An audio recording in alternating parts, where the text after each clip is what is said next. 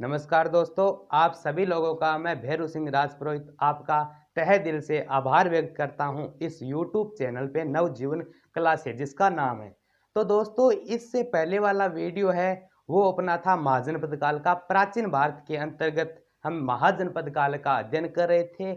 उसके अतिरिक्त हम पहले प्राचीन भारत में सिंधु घाटी सभ्यता यानी हड़प्पा सभ्यता, उनके बाद ऋग्वैदिक काल यानी वैदिक सभ्यता, उत्तर वैदिक काल और उनके बाद हमारा जो टॉपिक था वो क्या था, महाजनपद काल का था, जो हमने पिछले वीडियो में एक पार्ट कंप्लीट कर लिया है। तो दोस्तों ये जो आपने पीछे इमेज देख रहे हो ये हमारे पहले वाला वीडियो था जो कि कल या परसों अपलोड हुआ था। अगर आपने वो वीडियो नहीं देखा है तो इस वीडियो की डिस्क्रिप्शन में लिंक है और इस वीडियो के आई बटन में भी आपको लिंक मिल जाएगी। तो पिछले वीडियो में हमने देखा कि 16 महाजनपदों के बारे में जानकारी ग्रहण की थी और आज हम जिस टॉपिक के बारे में चर्चा करेंगे उसका नाम है मगध साम्राज्य का उत्कर्ष। कि 16 महाजनपद थे जिस प्रकार आप यहाँ देख सकते हो इमेज के थ्रू। अंग, मगध, काशी, कौशल, वजिसंगे, मल्ले, चेदी, वत्स्य, कुरु, अस्मक, अवंती, गांधार, कंबोज, सूरसेन, पांचाल और मत्स्य। इस प्रकार ये 16 राज्य थे उस समय। जिस प्रकार आज 28 राज्य है तो वो प्राचीन भारत के अंतर्गत उन आज राज्य कहते हैं, हम उस समय कहते थे जनपद यानी महाजनपद काल। तो उनमें सबसे शक्तिशाली था मगध। तो मगध सबसे शक्तिशाली क्यों हुआ इनके बारे में अगर चर्चा करेंगे तो दोस्तों हम विस्तृत चर्चा करेंगे। तो देखिए और चलिए दोस्तों आज का टॉपिक मगध साम्राज्य का उत्कर्ष हम शुरू करते हैं। तो चलिए आज का टॉपिक हम शुरू करते हैं। तो चलिए दोस्तों अब शुरुआत करते हैं कि मगध जो महाजनपद था, मगध जो उस समय का यानी कह सकते हैं इस समय की तुलना करें तो उस समय का क्या था, राज्य था। अब जैसे आज वर्तमान में राज्य है, जैसे हमारा राज्य राजस्थान है, तो उस समय मगध भी एक राज्य हुआ करता था जिसे कहा जाता था महाजनपद। तो 16 राज्य थे उस समय और सबसे शक्तिशाली कौन सा निकला, मगध निकला। भाई सबसे शक्तिशाली मगध क्यों निकला इसकी चर्चा आज हम करेंगे। तो दोस्तों देखिए किस तरह मगध सबसे निम्न का होकर यानी छोटे नीचे स्तर से खड़ा होकर एक बड़े 100 लेवल तक यह जा चुका है। सोने पे सुहागा क्या हुआ कि इनके जो शासक हुए थे राजा वो भी इसे खतरनाक। तो देखिए किस प्रकार किन किन परिस्थितियां हुई थी इन मगध साम्राज्य के उत्कर्ष के कारणों के बारे में। तो इनको हम 3-4 भागों में डिवाइड करेंगे, बाद में पढ़ेंगे अच्छी तरह से। 3 भागों में डिवाइड करेंगे और शानदार तरीके से मगध का उत्कर्ष हम आज आपको करवाएंगे, आप बस देखते रहना। जो पहली चीज आती है वो आती है भूगोल। कि भाई जो ज्योग्राफी है मगध की, जो बिहार में आज मगध आता है, भूगोल उनका क्या प्रभाव पड़ा। 2 नंबर की बात करें तो जो आर्थिक स्थिति होती है उनका मगध पर क्या प्रभाव पड़ा, आर्थिक स्थिति का, यह बात कर ली। दूसरी बात करें कि प्रशासक, उनके जो वहां के शासक हुए थे उनका क्या प्रभाव वहां पे पड़ा।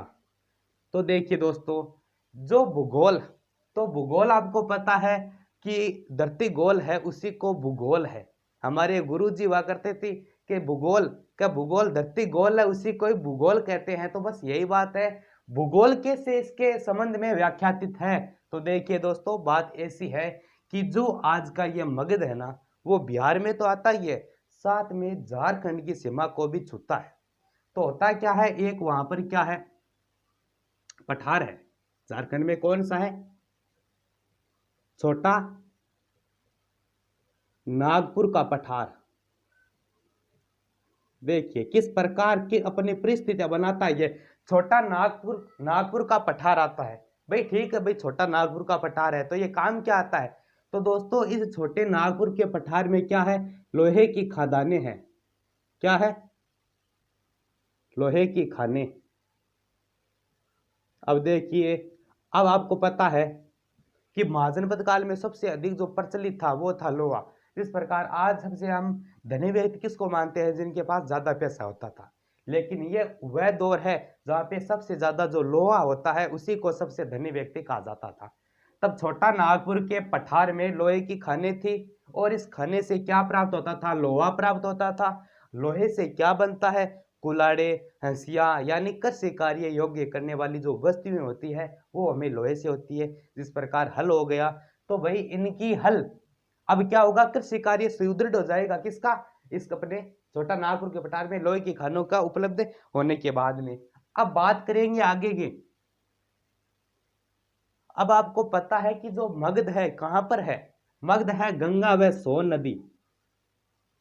गंगा नदी प्लस एक गंगा नदी आती है, एक आती है सोन नदी। सोन के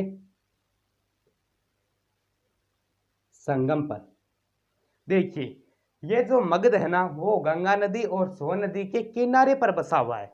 तो देखिए गंगा व सोन नदी, अब आपको पता है दोनों नदी है, गंगा है सोन है, तो मगध का जो कहते हैं कृषि कार्य में क्या होगा, जल की आपूर्ति होगी, तो इस कारण वो सुदृढ़ होगा। पहली बात है लोहे की खादें मिल चुकी, कृषि कार्य योग्य करने वाली जो हल हल हो गया, आर्या हो गया, जिस प्रकार पेड़ों को काटने वाली आर्या, सभी काम लोहे से होता था, तो लोहे का प्रयोग होने लगा। गंगा नदी के किनारे विकसित हुआ, तो कहते हैं कि गंगा का पानी, सोन नदी का पानी इनके खेतों को, इनकी जो खेतों की मिट्टी होती थी उनको उपजाऊ बनाता था। 3 नंबर की बात करें तो वहां पर कौन सी पहाड़ियां हैं? गिरिवृज की पहाड़ियां, गिरिवृज, गिरिवृज की पहाड़ियां हैं चारों ओर। तो ये जो मगध है वो गिरिवृज के पहाड़ियों से चारों ओर से घिरा हुआ था, अर्थात चारों ओर से घिरा हुआ था। तब ये सुरक्षित हो गया सामरिक दृष्टि से। किस हुआ कि जो भी शत्रु यहाँ पे मगध पर आक्रमण करने के लिए आता था, होता क्या था, ये पहाड़ियां हैं। पहले हेलीकॉप्टर वगैरह तो हुआ नहीं था, कोई हवाई जहाज नहीं थी, कोई फ्लाइट वगैरह नहीं थी, तो होता क्या है, वो शत्रु क्या करेगा, पहाड़ियों में सीरियल लगाकर, सीरियल जानते हैं आप, जो लोहे से, क्यों भाई लोहे की खोज तो हो गई है, वो इस प्रकार धीरे धीरे ऊपर की तरफ पहुंचेगा।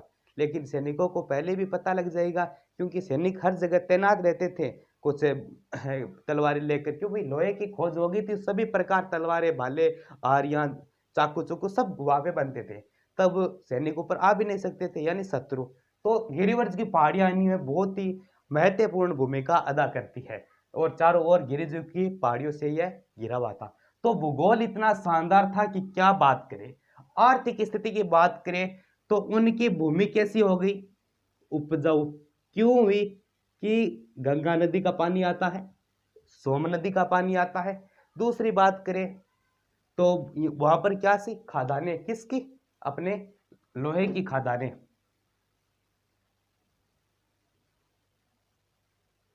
खादाने, भरपूर खादाने, भरपूर खादाने। दूसरी बात करेंगे क्या हुआ, वैश्विक बाजार, वैश्विक बाजार। भाई बाजार क्या होता है, भाई आप कहोगे आर्थिक में मतलब आर्थिक क्या होता है, कि अपना जो धन होता है, धन आने का क्या स्रोत होता है, उपजाऊ भूमि। गंगा नदी को पानी आवे, सोन नदी का भी पानी आता है, इस कारण उपजाऊ तो भूमि हो ही गई थी, तो आर्थिक स्थिति सुदृढ़ यानी बहुत अच्छी हो गई थी, खदान भरपूर मात्रा में थी। तो ये लोहे का क्या करते थे, व्यापार करते थे, दूसरे देशों में बेचते थे, क्योंकि आपके पास अपने पास ज्यादा है, कुछ लोगों को काम आ जाए, और जहां वो अपनी कौन सी वस्तु देंगे तो उनके उनको फायदा हो जाएगा, चारों ओर से फायदा ही फायदा। वैश्विक बाजार, वैश्विक बाजार में थोड़ा आप ध्यान से देखना, गंगा जो नदी है वो समुद्र से जुड़ती है, तो ये व्यापार करते थे, आयात निर्यात, इंपोर्ट एक्सपोर्ट, आयात निर्यात, कि जिस चीज की यहाँ पर अधिकता है दूसरे देशों में भेजना, और जिस चीज की मगध में कमी है दूसरे देशों से लेना, बस यह प्रक्रिया थी वैश्विक बाजार। अब सोने पे सुहागा क्या हुआ दोस्तों, मेरी बात आप ध्यान से गौर से कान लगाकर ईयरफोन डाल के सुनना, कि भूगोल उनका क्या था, सर्वश्रेष्ठ, यानी भूगोल इनका खतरनाक था, भूगोल उनका बहुत ही गजब का था, आर्थिक स्थिति भी थी। लेकिन आपको पता है, अगर आप एक विद्यार्थी हो, अगर आपके घर वाले ऐसे कह दें कि आपको एक अच्छा रूम दे दे, आपको अच्छा खाना दे दे, कुछ टेबल लैंप लगवा दे पढ़ने के लिए, बहुत सारी पुस्तकें दिलवा दे, ठीक है, अब काम क्या है, आपका है, पढ़ने का काम आपका है, तो अगर आप मजबूत होगे, आप अच्छे होगे, तो इन चीजों का आप फायदा ले पाओगे। अगर आप भी एकदम गिरे हुए इंसान हो तो इस चीजों को कोई महत्व भी नहीं रहेगा, कि टेबल का यानी हलवे का आपको सीरा खिलाए, गाजर का सीरा खुआए और बादाम वाला दूध पिलाए, उनका कुछ फायदा भी नहीं होगा। लेकिन सोने पे सुहागा की बात करें तो ये यानी वहां के राजा इनका भरपूर मात्रा में क्या करते थे, उपभोग करते थे। वहां का प्रशासन, प्रशासन यानी राजा वहां के क्या थे, उत्तरदायी थे। उत्तरदायी कह सकते हैं या फिर कह सकते हैं महत्वाकांक्षी थे। महत्वाकांक्षी, महत्व को समझते थे हर चीज को। वहां पे कौन कौन से राजा हुआ था, तो दोस्तों राजा वे थे, आपको अगर पता है तो एक हुआ था हर्यक वंश का संस्थापक जिसका नाम हमें मिलता है बिंबिसार। क्या नाम है, बिंबिसार। 2 नंबर का राजा है जिसका नाम है अजात शत्रु, जिसके काल में सप्तपर्णी गुफा के अंतर्गत अपनी पहली क्या हुई थी, बौद्ध संगति आयोजित हुई थी, जिसका नाम है अजात शत्रु। अजात शत्रु। 3 नंबर जो शासक आता है पाटलिपुत्र का, पाटलिपुत्र।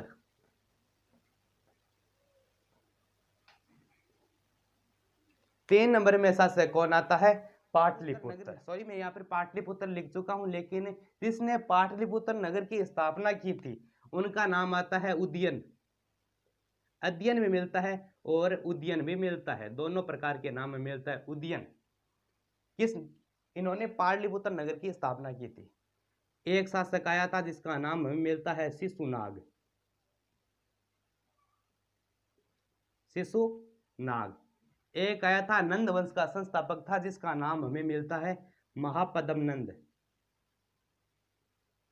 महापद्म नंद। इसका नाम पुराणों में उग्रसेन में मिलता है। बहुत जबरदस्त कहानी है, अगले पार्ट में इनकी भी चर्चा करेंगे। और अगर आपको पता है तो चंद्रगुप्त मौर्य ने किसको हराया था, और उसका नाम मिलता है धनानंद। धन है आनंद उसके लिए, जिसे कहते हैं धनानंद। तो दोस्तों देखिए मगध के उत्कर्ष के कारण क्या था, भूगोल अच्छी थी, छोटा नागपुर का पठार, वहां पे लोहे की खानें मिली, गंगा सोन नदी के किनारे विकसित हुआ, इस कारण कृषि कार्य सुदृढ़ हो गया, गिरिवृक्ष की पहाड़ियों से चारों ओर सामरिक दृष्टि से घिरा हुआ था। आर्थिक की बात करें, उपजाऊ भूमि हो गई थी क्योंकि गंगा व सोन नदी का पानी था, खादानें भरपूर मात्रा में थी, आयात निर्यात करते थे, वैश्विक बाजार यानी आयात निर्यात भी करते थे, दूसरे देशों में माल भेजना और अपने देशों में जिसकी जरूरत हो वो माल है मंगवाना। प्रशासक की बात करेगी, कहीं वहां के शासक कौन कौन हुए, तो अच्छे महत्वाकांक्षी शासक हुए थे बिंबिसार, जिसे कहते हैं श्रोणिक, अजात शत्रु, उदयन, शिशुनाग, इसे शिशुनाग भी कहते हैं, और इनको एक बहुत शानदार नाम है, मैं आप अगले वीडियो में बताऊंगा, महापद्मनंद और धनानंद। इस प्रकार यह मगध का उत्कर्ष का कारण था। अब दोस्तों हम देखेंगे कि मगध पर किस किस राजवंश ने शासन किया। ये तो बात कर ली मगध के उत्कर्ष के कारणों की। अब हम बात करेंगे कि भाई ठीक है, ये तो अच्छी बात है कि उनका भूगोल भी अच्छा था और उनका आर्थिक स्थिति भी अच्छी थी, उनके प्रशासक यानी राजा वे थे किंग्स ऑफ, वो भी अच्छे थे। लेकिन राजा वे कौन कौन थे ये तो बता दो हमें, वरना पता क्या लगेगा कि कौन राजा था कौन रानी थी। तो ऐसी बात है कि मगध के प्रमुख राजवंशों की बात करेंगे। मगध के प्रमुख राजवंश, अब देखेंगे कि कौन कौन सा वंश आया था मगध पे। जो मगध था राजगिरिय, गिरिवर्ज भी कहते हैं। तो मगध पर वैसे तो आए थे अपने चार वंश आए थे, लेकिन एक का उल्लेख महाभारत में मिलता है। अगर आज हम कोई भी एग्जाम की तैयारी करते हैं, कोई भी पेपर वगैरह देते हैं, तो उसमें जो पहला वंश है वो आता नहीं है, क्योंकि वो महाभारत काल का है, उनकी लिखित जानकारी प्राप्त है। जैसे आज के किताबें होती है उनमें उनकी जानकारी प्राप्त नहीं होती है। तो कौन कौन से वो वंश थे, कौन कौन से राजा हुए थे, तो देखिए कौन कौन से वंश थे, चारों की चर्चा करेंगे हम।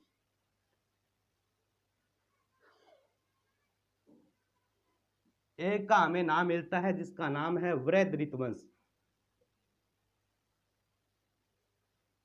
वृहदृत वंश।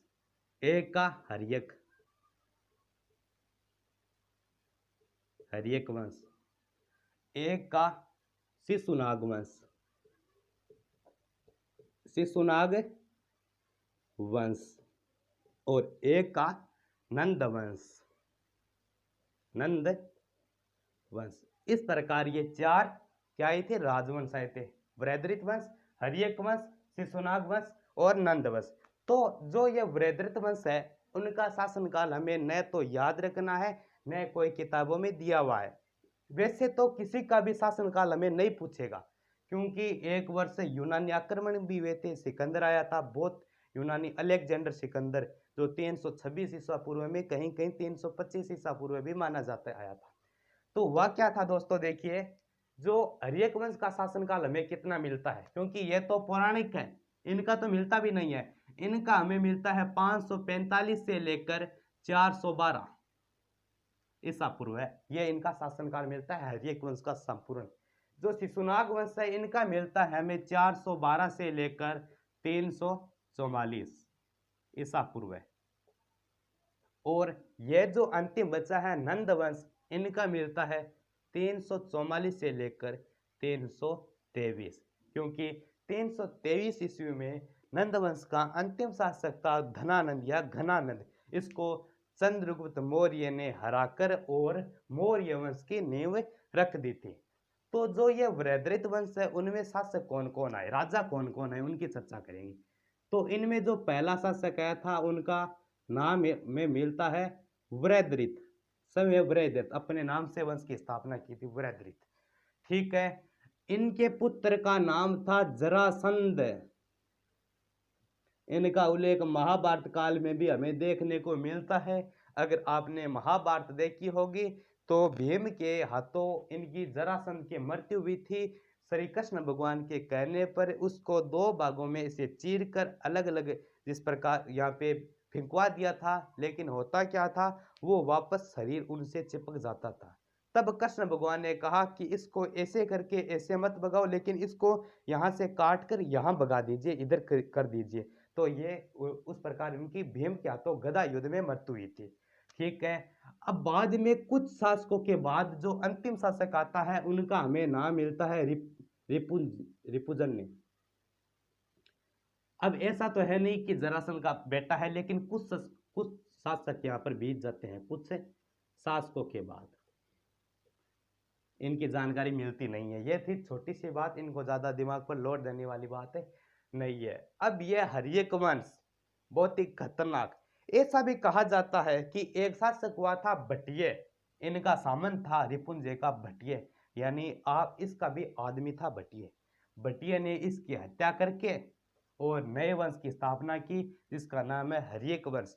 ये तो सिर्फ पौराणिक मान्यताओं के अनुसार है, लेकिन इसका जो वास्तविक संस्थापक है उसका नाम हमें मिलता है बिंबिसार। बिंबिसार।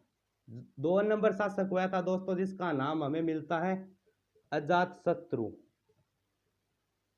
अजातशत्रु। 3 नंबर शासक मिलता है जिसका नाम है उदयन। उदयन। बाद में एक शासक हुआ था जिसका नाम हमें मिलता है मूंड। मूंड। एक का नाम मिलता है नागदशक। इस प्रकार यह हर्यक वंश में शासक आए थे, यानी राजा आए थे। क्या इसे नागदशक को पुराणों में क्या क्या कहा गया है, इस नागदशक को पुराणों में कहा गया है दर्शक। दर्शक नाम दिया गया है इस नागदशक का। यह आ गया हर्यक वंश। बात करें शिशुनाग वंश की, तो इनका जो पहला राजा आया था उसी का नाम हमें मिलता है शिशुनाग। ठीक है। 2 नंबर जो राजा आया था शिशुनाग वंश में वो आया था कालाशोक। कहते हैं ये कालाशोक का चेहरा इतना काला था कि अगर लाखों फेरा लवली भी इसके चेहरे पर लगा दी तब भी इसका जो चेहरा है वो साफ नहीं होगा। कालाशोक। इस कारण इतिहास में इसे कहा जाता है काक वर्ण, यानी कवे जैसा। काक वर्ण। काक वर्ण यानी कहा करते हैं कि उनकी दाढ़ी और उनका चेहरा पता भी नहीं चलता है कि उनके चेहरे पर दाढ़ी उगी हुई है या फिर आई हुई है या फिर नहीं आई हुई है। ऐसा था अपना कालाशोक काक वर्ण। ठीक है। बात करेंगे नंदवंश की, तो नंदवंश का जो पहला शासक हुआ था उसका नाम हमें मिलता है महापद्मनंद, महापद्मनंद। और दूसरा जो शासक हुआ था जिसका नाम हमें मिलता है धनानंद, धन है आनंद जिसके लिए। तो दोस्तों देखिए, जो ये हर्यक वंश है ना, इनको एक अन्य नाम से, यानी इस वंश को एक अन्य नाम से और जाना जाता है, उसको कहते हैं पितृहंता वंश, पितृहंता वंश। क्योंकि भाई ये एक ऐसा वंश हुआ था इतिहास का कि जो ये अजातशत्रु है, इसने अपने पिता की हत्या करके शासक बना, ठीक है, बन गया। अब उदयन है, वो अपने पिता की हत्या करके शासक बना, ठीक है, बन गया। जो ये मूंड है वो भी अपने पिता की हत्या करके शासक बना, ठीक है। अब जैसे जैसे बाप को देखेगा वैसा ही पुत्र करेगा। नागदशक ने इसकी हत्या की, मूंड ने, और जो दर्शक है या आगे बात दर्शक इनको कहा जाता है पुराणों में। तो इस कारण यानी अपने पिता की हत्या करके शासक बनता है, इस कारण इस वंश का नाम पड़ गया पितृहंता वंश, ठीक है। शिशुनाग वंश। नंद वंश को क्या कहते हैं? निम्न कुल का राजवंश, निम्न कुल का वंश, निम्न कुल का वंश। तो दोस्तों देखिए, बृहद्रथ वंश आया, हर्यक वंश, शिशुनाग वंश, नंद वंश। तो दोस्तों अब अगले वीडियो में हम विस्तृत चर्चा करेंगे हर्यक वंश के बारे में। एक एक राजा को लेकर हम चलेंगे और उन्होंने क्या काम करवाया था, किससे विवाह किया था, कितनी शादियां की थी, कितनी कोर्ट मैरिज की थी, सभी की चर्चा हम अगले वीडियो में करेंगे। ये थे मगध के प्रमुख राजवंश और मगध का उत्कर्ष हमने देखा। अगर दोस्तों मेरा ये वीडियो आपको पसंद आया होगा तो वीडियो को लाइक कर देना, चैनल पर नए हो तो चैनल को सब्सक्राइब करके जाना और बेल आइकन को जरूर प्रेस करना। धन्यवाद दोस्तों।